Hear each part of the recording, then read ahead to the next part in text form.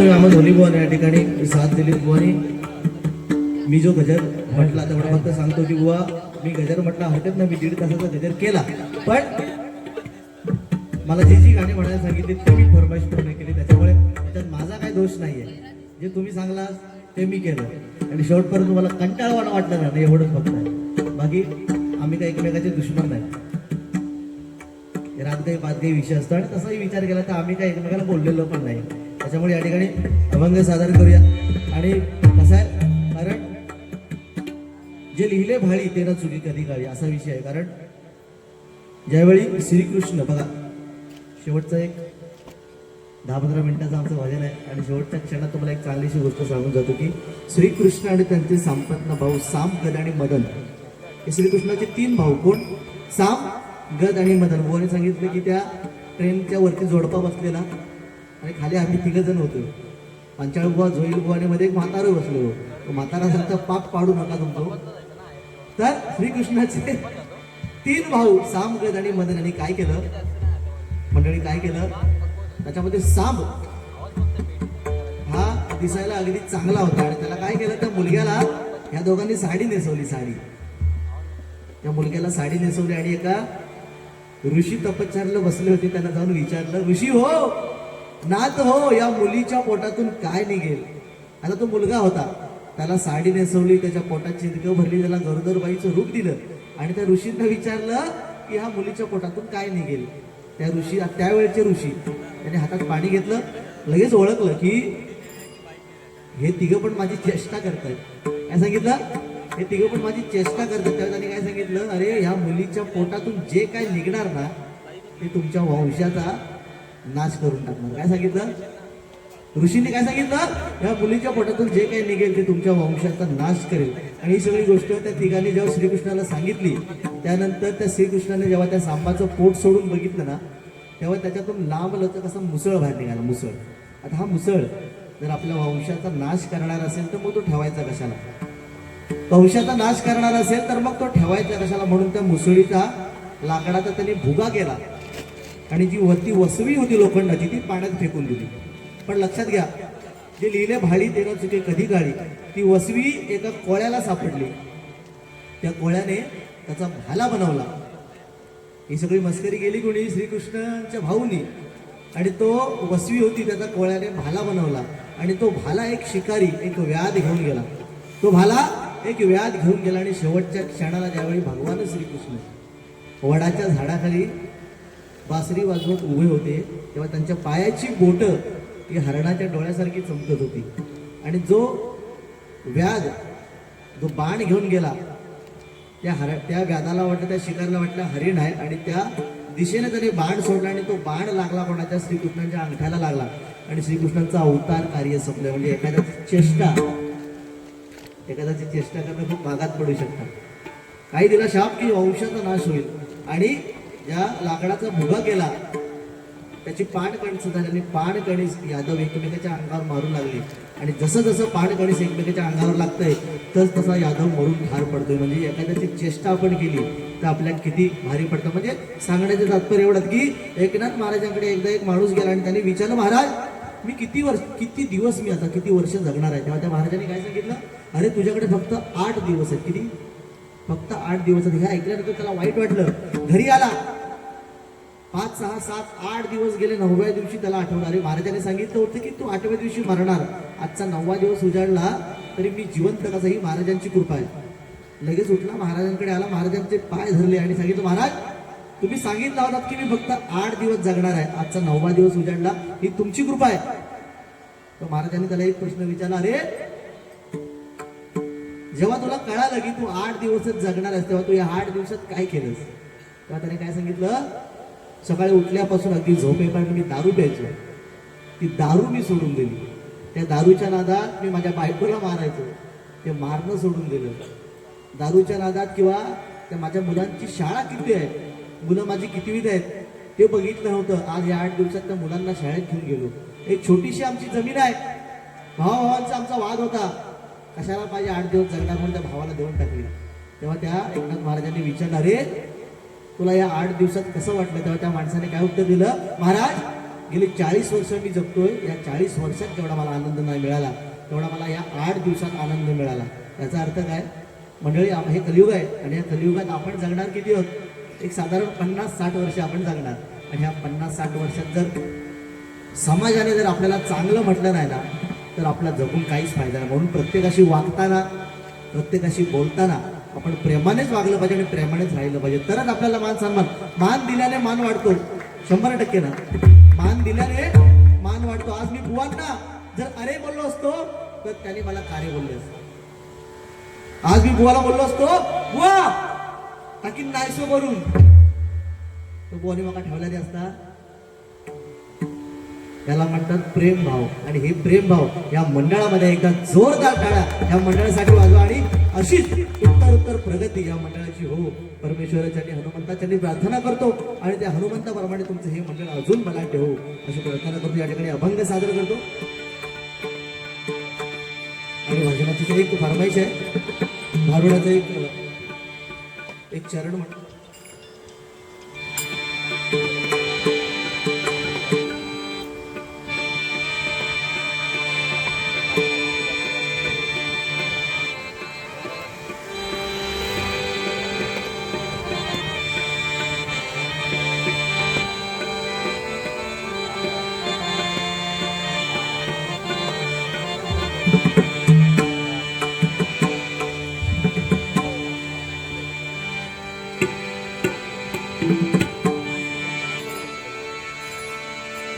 वल्लव रे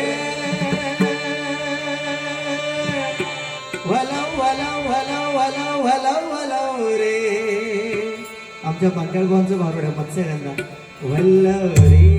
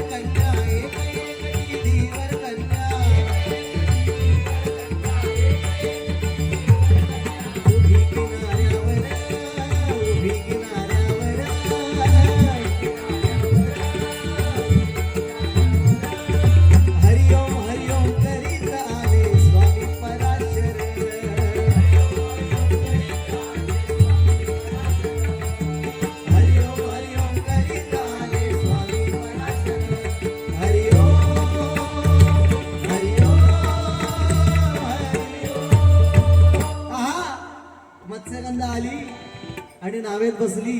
तिचं काम काय, कोणी वाटसरू आला की त्या नावेत बसवायचं आणि पलीकडे सोडायचं. पराशर ऋषी आले, नावेत बसले, मग ते काय म्हणतात, नाव झालेली झोक्यात न स्वामी बसले नौकेत. नाव झालेली झोक्यात न स्वामी बसले नौकेत.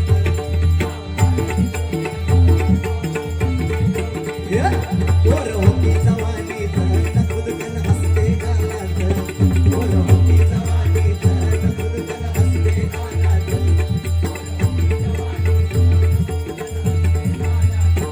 काळी चोळी अंगात न चोळी रुतली दंडात. स्वामी बहरला मनात न चोरून बघतोय चोळी.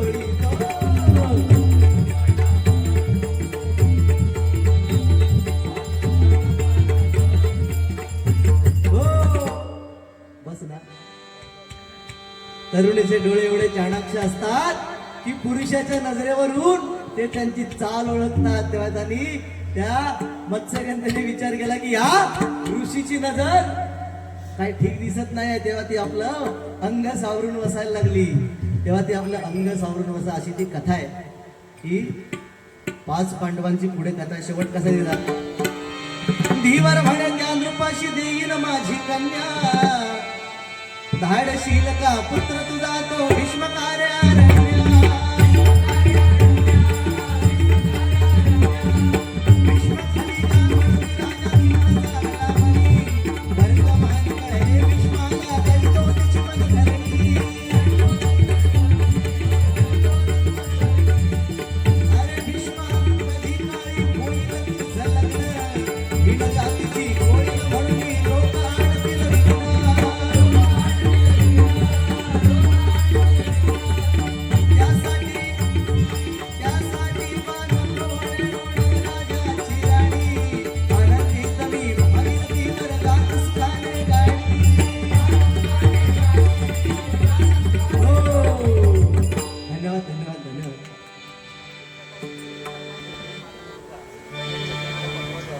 या ठिकाणी सन्मान्य हार्दिक प्रकाश मिस्त्री यांची फरमाईश होती, त्यांच्याकडून माझ्यासाठी 100 रुपयाचं पारितोषिक आणि देईल. सन्मान्य गणेश मिस्त्री पकवाजवादे यांच्याकडे पकवाद शिकतात. परमेश्वराच्या मी प्रार्थना करतो की त्यांच्या कलेमध्ये त्यांना असंच यश मिळो, अगदी उंच शिखरावर त्यांचं नाव पोहोचल्या. या ठिकाणी अभंग घेऊया, भजनाची सांगता करूया. कुठला वेळा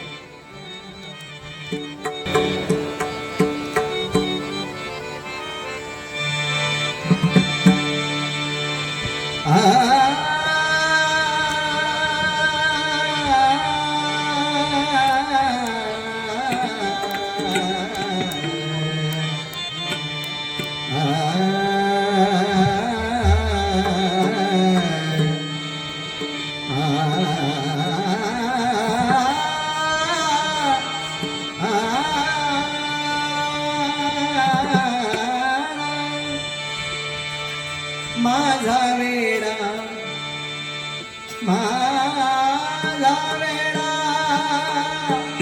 माझा शिवशंकरांचा अभंग आहे. माझा वेडा तामसा जोगी देखिला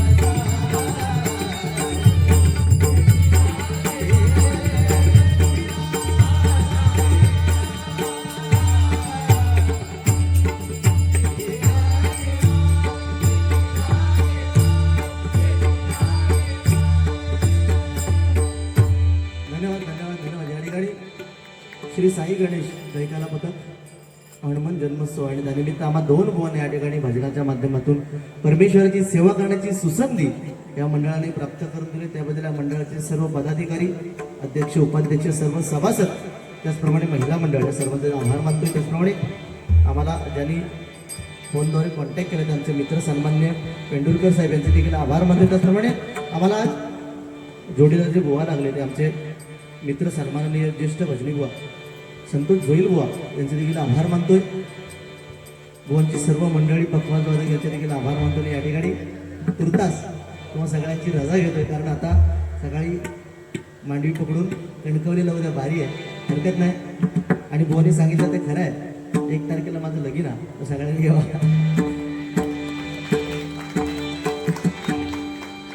आणि या सीझनची शेवटची वारी आहे, उद्याची कारण आता विषय गडबडीचा आहे, त्यामुळे वाऱ्या साड्या कॅन्सल केलेल्या आहेत। बस एवढंच पाहिजे आम्हाला। कोणी सांगितलं की 25 वर्ष मागे गेल्यासारखं वाटलं ज्यावेळी तर पांचव्या भवनची आणि कदम भवनची बाहेर एका जोरदार टाळ्या त्या मंडळासाठी वाजवा। आणि हीच आम्ही पोच पावते हो ना आज, म्हणजे भजन या प्रकारे पण होऊ शकतं। हे आज आम्ही आमचा मोठेपणा आम्ही दाखवून दिलोय की एकमेकाला नुसतं उन्नी दुन्नी काढून भजन होतं असं काही विषय नाही। 100% मनोरंजन पण झालं, तुम्हाला मजा पण आली आणि तुमची रात्र पण फुकट गेले, पैसे वसूल झालेले आणि आमचे पण पैसे वसूल झाले। धन्यवाद। या ठिकाणी गजर करून भजनाची सांगता करूया।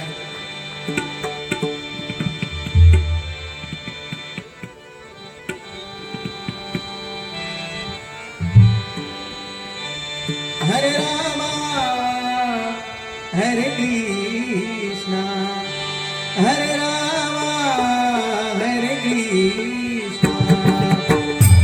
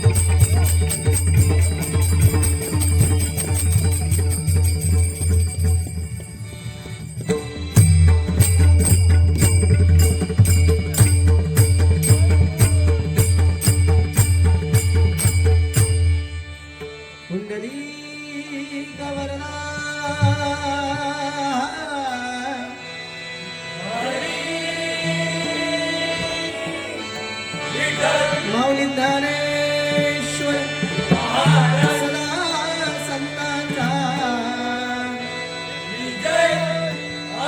प्रभु रामचंद्र पवनपुत्र हनुमान की धन्यवाद.